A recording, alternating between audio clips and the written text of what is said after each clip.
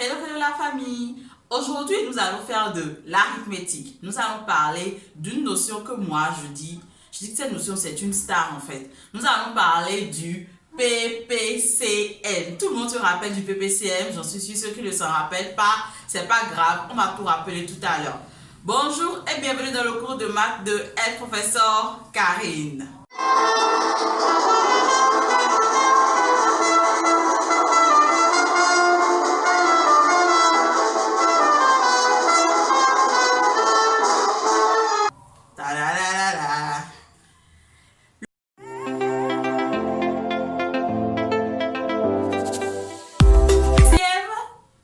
Très simple à définir, le PPCM. Le premier P, c'est pour petit, c'est pour plus. Second, petit. Le C, c'est pour commun et multiple. Le PPCM est donc le plus petit commun multiple de deux nombres entiers naturels. On ne peut déterminer le PPCM que de deux nombres, deux ou trois peut-être, mais des nombres entiers naturels. Le PPCM est le plus petit commun multiple. Nous allons voir rapidement comment est-ce qu'on détermine le PPCM de deux nombres, et ensuite nous allons voir à quoi sert le PPCM. Pourquoi est-ce qu'on nous apprend à déterminer le PPCM de deux nombres?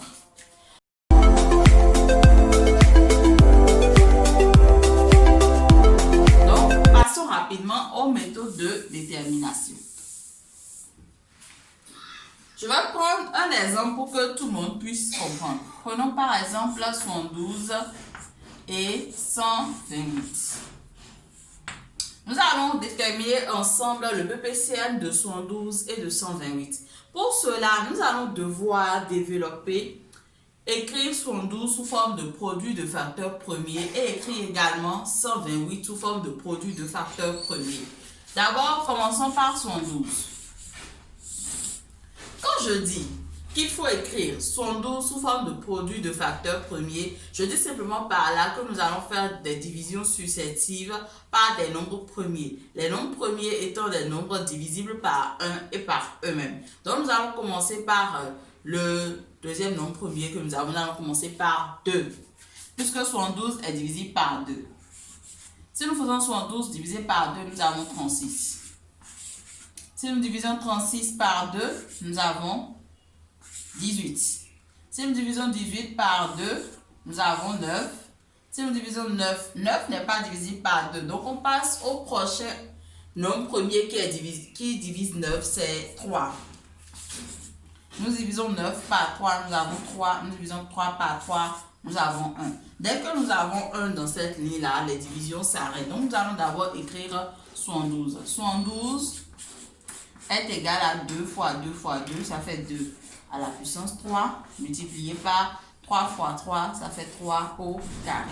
Nous allons faire la même chose pour 128. 128. Nous allons d'abord diviser par 2. C'est le plus petit que nous connaissons pour le moment, c'est le plus petit diviseur que nous connaissons. 128 divisé par 2, nous avons 64. Ensuite, nous allons diviser par 2. Nous aurons 32. Ensuite, nous allons diviser par 2. Nous aurons 16. Nous allons diviser par 2. Nous aurons 8. Nous allons diviser par 2. Nous aurons 4. Divisé par 2 encore, nous aurons 2. Et divisé par 2, nous aurons 1. Donc ici, 128 est égal à 2 fois 2 fois 2 fois 2 fois 2 fois 2 fois 2. 1, 2, 3, 4, 5, 6, 7. Donc nous avons 2 à la puissance 7. 128 est égal à 2 à la puissance 7. Et 72 est égal à 2 à la puissance 3 fois 3 à la puissance 7.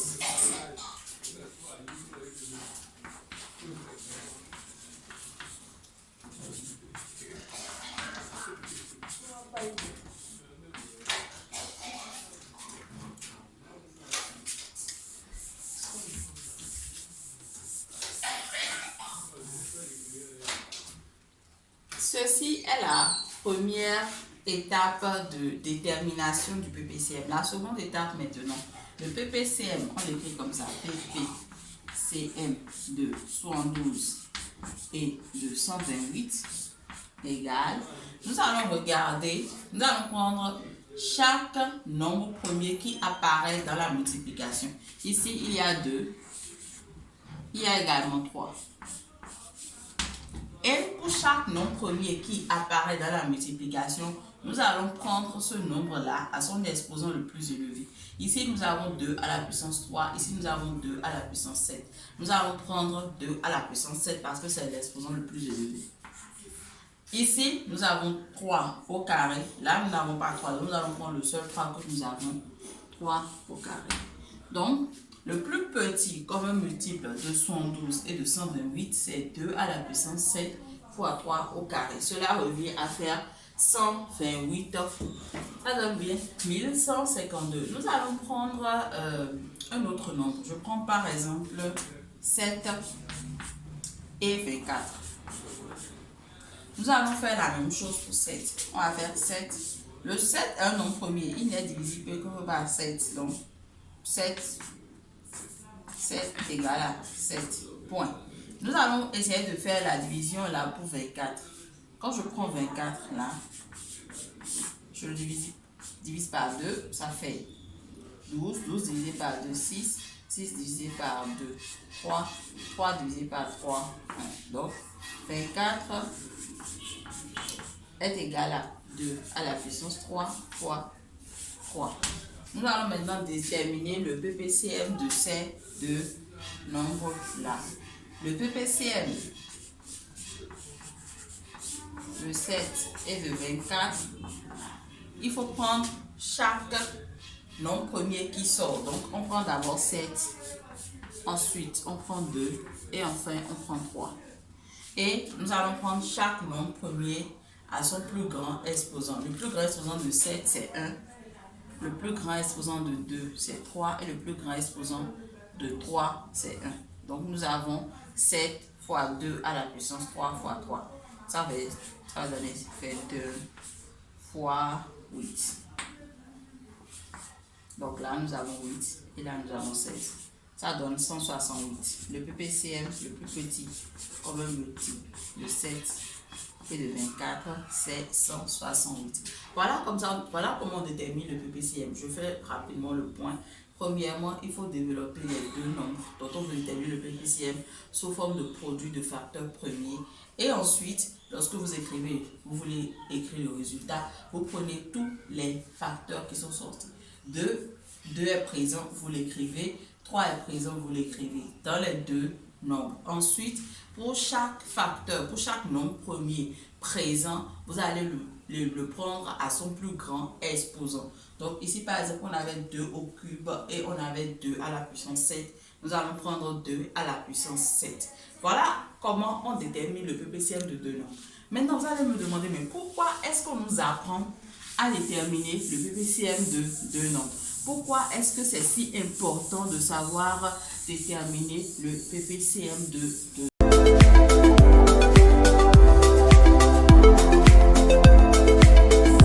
Il existe beaucoup de problèmes mathématiques que le PPCM résout. Mais moi, je vais vous donner juste un exemple d'utilisation du PPCM. Quand nous sommes en train de réduire des fractions au même dénominateur, connaître l'utilisation du PPCM est très important. Je prends un exemple. Je prends l'exemple de 1 demi et 1 huitième. On nous demande par exemple de réduire 1 demi et 1 huitième au même dénominateur. Réduire 1 demi et 1 huitième au même dénominateur, si nous allons utiliser la méthode classique, cela reviendra à faire le produit des dénominateurs. Donc on va dire que 1 demi égale, nous allons multiplier les dénominateurs, ça fait 2 fois 8, 1 fois 8, ce qui va donner 8 16e, et 1 huitième est égal à 1 8 fois 2 fois 2, ce qui va donner 2 16e. Mais vous voyez, quand vous connaissez par exemple le PPCM des dénominateurs, il est vraiment plus facile de le faire. Quand je prends PPCM de 2 et de 8. Le PCM le plus petit commun multiple de 2 et de 8, c'est 8. Ça veut dire, ça vous donne directement le dénominateur commun des deux. Ça veut dire que les deux là, leur plus petit dénominateur commun, c'est 8. Et là, rapidement, on peut l'écrire. Un huitième est déjà sous la forme du dénominateur commun. Quand on va ramener un demi à un huitième, il suffit de faire 2 fois 4 et 1 fois 4. C'est-à-dire, on multiplie le numérateur fois 4, le dénominateur fois 4. 2 fois 4, 1 fois 4. Nous avons 4 huitièmes et 1 huitième et nous pouvons rapidement passer au calcul. Je prends par exemple un autre exemple où on nous demande de faire